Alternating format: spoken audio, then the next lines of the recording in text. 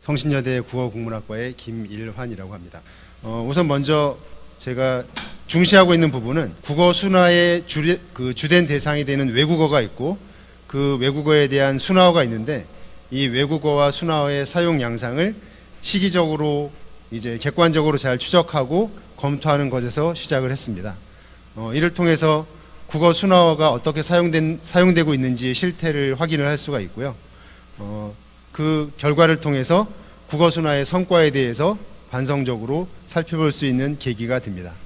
그리고 이를 검토함으로써 앞으로 국어 순화의 방향성에 대해서 어떤 그 모색을 할 수 있는 그런 계기가 될 수 있을 것이라고 생각을 하고 있습니다. 이번 발표가 이제 다른 발표하고 다소 이제 구별되는 점 중에 하나는 최근 이제 많은 분야에서 활용되고 있는 그 빅데이터라고도 하고 그 다음에 순화에서는 거시데이터라고 하는 것을 좀 활용했다라는 그 방법이 좀 있고요. 그래서 그 거시데이터 어떤 것을 활용했는지에 대해서 제가 잠깐 소개를 하도록 하고 그 다음에 그 거시데이터를 어떤 방법으로 활용했는지에 대해서도 소개하는 내용을 포함을 했습니다. 우선 이 물결 21 코퍼스 확장판이라고 되어 있는데 2000년대 초반 20년치 20년 동안의 언론 데이터를 전부 포함을 하고 있습니다. 20년치 4개의 신문 기사가 전부 들어가 있기 때문에 데이터의 양이 굉장히 크거든요. 그래서 이런 데이터를 구축을 한 다음에는 어떤 방식으로 활용하면 좋을지에 대해서 여러 가지 분석 도구들을 포함을 해서 배포를 하게 됩니다. 그 연도별로 단어의 빈도를 확인해 본다던가 아니면 어떤 단어의 관련성이 가장 그 높은 단어들이 뭔지 공기어 분석을 할 수도 있고 좀 더 세밀하게 보면 그 용례 검색까지도 할 수 있는 그런 여러 가지 기능을 포함해 놓고 있어서 이런 쪽의 연구를 하는데 많이 활용이 되었으면 좋겠다라고 생각을 하고 있습니다. 제가 두 번째로 활용한 데이터는 1946년 즉 광복 이후에 2014년까지 70년 동안의 동아일보 데이터를 모아놓은 그 빅데이터가 있는데 이 두 가지 데이터를 모두 활용을 했습니다. 그래서 이 두 개의 데이터를 기반으로 어떤 방식으로 주로 연구를 했냐 하면 그 시기별 사용 양상을 확인할 수 있는 그 단어 분석 도구 이것을 많이 활용을 했고요.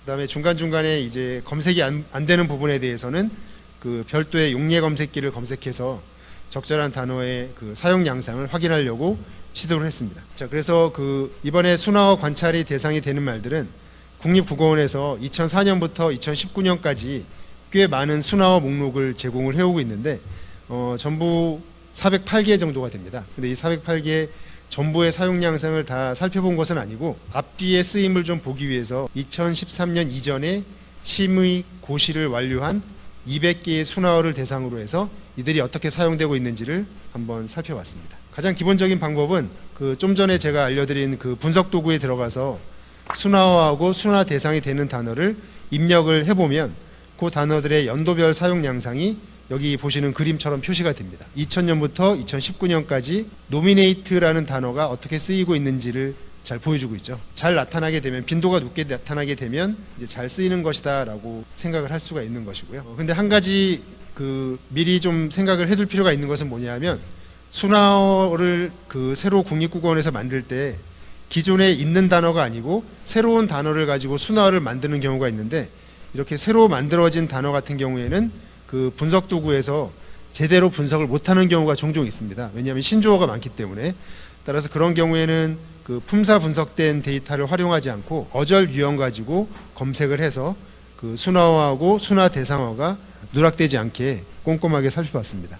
이를테면 여기 나와 있는 그 QR 코드라고 하는 외래어는 국어원에서는 정보문의라는 단어로 썼으면 좋겠다라는 순화어를 제시를 했는데 이제 정보문의 같은 경우에는 이게 이제 하나로 덩어리로 묶어서 이제 하나의 단위가 되는 것인데 이것이 기존의 한 단위로 이제 사전에 올라가 있지 않기 때문에 기존의 분석에서는 자꾸 정보하고 문의를 이제 명사로 띄어서 분석을 해서 보여주려고 합니다. 그래서 그것을 막기 위해서 몇몇 케이스에 대해서는 어절 분석 결과를 활용을 했습니다. 사실은 국어순화 운동은 뭐 주지하시다시피 기존의 오랜 역사를 가지고 있습니다. 그리고 굉장히 적극적이고 성공적으로 잘 된 그런 부분들이 있습니다. 좀 더 구체적으로 살펴보면 여기 보시는 그림처럼 그 닭구왕과 단무지가 있는데 닭구왕과 단무지가 지난 70년 동안 어떻게 사용되어 있는지를 이 그래프를 통해서 분석을 쉽게 해볼 수가 있습니다. 빨간색이 단무지고요. 파란 게 닭구왕인데 닭구왕이란 말이 아예 안 쓰이는 건 아니고 밑에 보면 조금 나오긴 나옵니다. 그렇지만 빨간색이 대다수를 차지하고 있죠. 그러니까 닭광이라는 일본어가 단무지라는 순화어로 아주 성공적으로 대체된 그런 모습을 잘 보여주고 있습니다. 자, 그 밖에 국어 순화를 위한 여러 가지 방법들이 있는데 이제 일본어의 잔재를 일수하자라는 것은 일종의 그 국어 순화 운동 차원에서 잘 전개가 된 것이고요. 그 이후에는 표준어 정책으로 국어 순화 운동을 강제하기도 했습니다. 이를테면 최근에 이제 국립국어원에서는 표준어 선정을 하는 데 있어서 이제 복수 표준어를 많이 인정을 하고 있는데 88년에는 복수 표준어보다는 어느 하나를 표준어로 선택하고 나머지는 그렇지 않은 쪽으로 많이 했습니다. 그래서 보시면 이게 꼭 순화어인지 어쩐지는 잘 모르겠지만 이전에 다른 데서도 제가 발표를 한 적이 있는데 손목시계하고 팔목시계라는 단어가 있는데요. 88년에 팔목시계라는 단어가 표준어에서 표준어 사정에서 빠지게 됐습니다. 그러니까 팔목시계는 표준어가 아니고 손목시계라고 써야 한다라고 이제 국어원에서 고시를 했고요.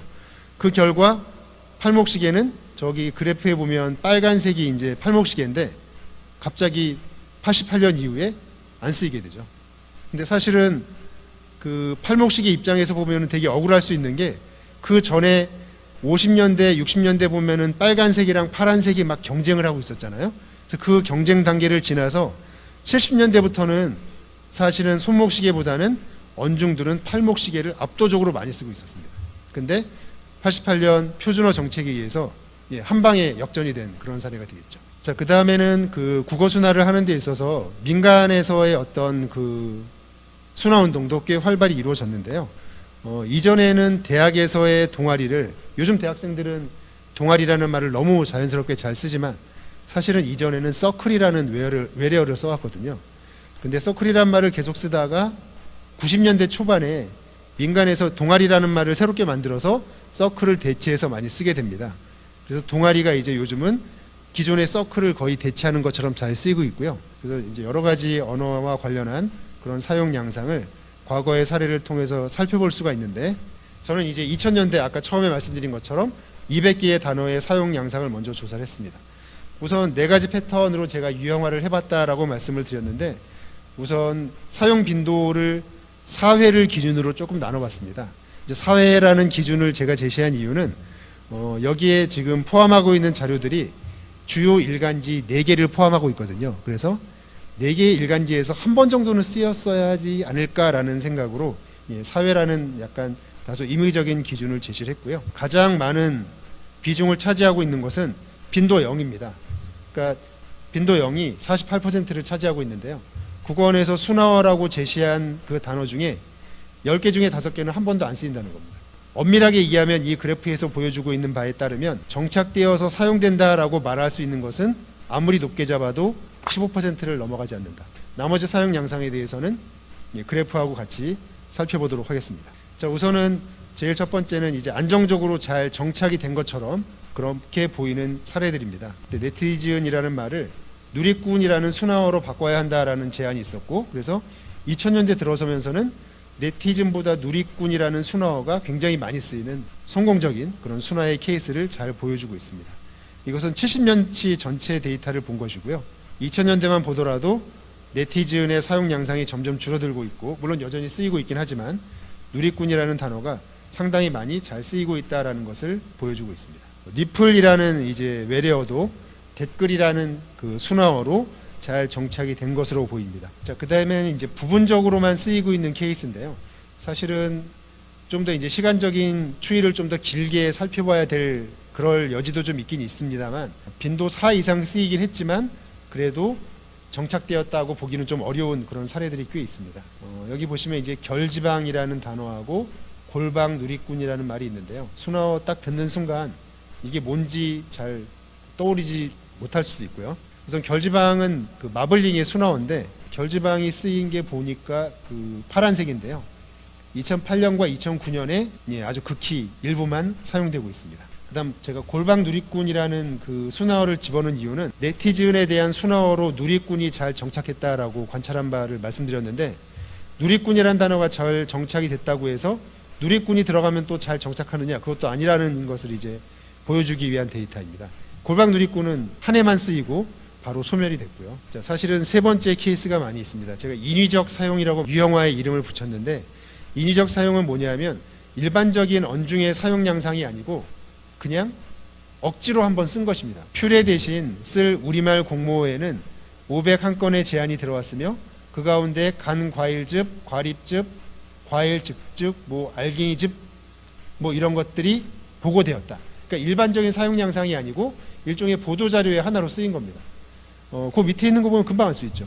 퓨레의 순화어로 국어원에서는 과립즙을 결정했다. 그러니까 그냥 일반적인 언중의 그런 사용 양상은 아니고 보고하는 차원에서만 쓰이고 있어서 저는 그것을 인위적 사용이라고 얘기를 했고요. 실제로 인위적 사용에 포함되는 그 순화어들은 생명력이 굉장히 짧아 보입니다. 사실은 이러한 패턴에 속하는 단어들이 꽤 많이 있고요. 프리터족과 자유벌이적 이런 것들도 봐도 이제 프리터족에 대한 순화어가 자유벌이족이라고 이제 국어원에서 제안을 했는데 이들도 역시 인위적인 사용 양상만 보이고 있습니다. 자, 그다음 네 번째는 순화어를 제시할 때 좀 더 신중을 기해야 할 부분이라는 그런 암시를 주는 그런 내용인데요. 뭐냐면 기존의 그 순화 대상어, 외래어 같은 것들을 이제 순화어로 바꾸게 되는데 그 외래어하고 그 외래어에 대한 순화어하고가 매칭이 정확히 안 이루어지는 경우입니다. 이제 마일리지라는 단어가 외래어니까 마일리지 대신 다른 걸 써야 되겠다라고 해서 국어원에서 제안한 순화어는 이용실적입니다.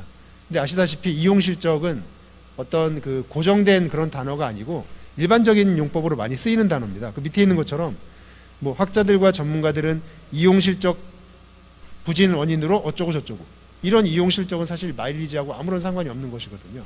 그래서 당연히 이런 것도 감안하고 이제 순화어를 제시하셨을지도 모르겠지만 적어도 대상어하고 순화어가 1:1 매칭이 잘 안 될 경우에는 언중들의 외면을 받을 가능성이 매우 높다라는 것이 제 관찰 결과입니다. 이제 캡처하고 갈무리를 보시면 캡처라는 것은 일종의 이제 화면을 일정 부분을 이제 조각내서 저장하는 그런 외래어인데 갈무리라는 말은 사실은 요즘 나온 말이 아니고 그 동아일보 데이터에서 보이는 것처럼 이미 60년대부터 이미 갈무리라는 말이 쓰이고 있었거든요. 그래서 이런 사용 시기를 따져봤을 때 캡처와 갈무리가 잘 정착하기는 역시 쉽지 않다라고 생각을 해볼 수가 있습니다. 레퍼런스와 고품질도 마찬가지고요.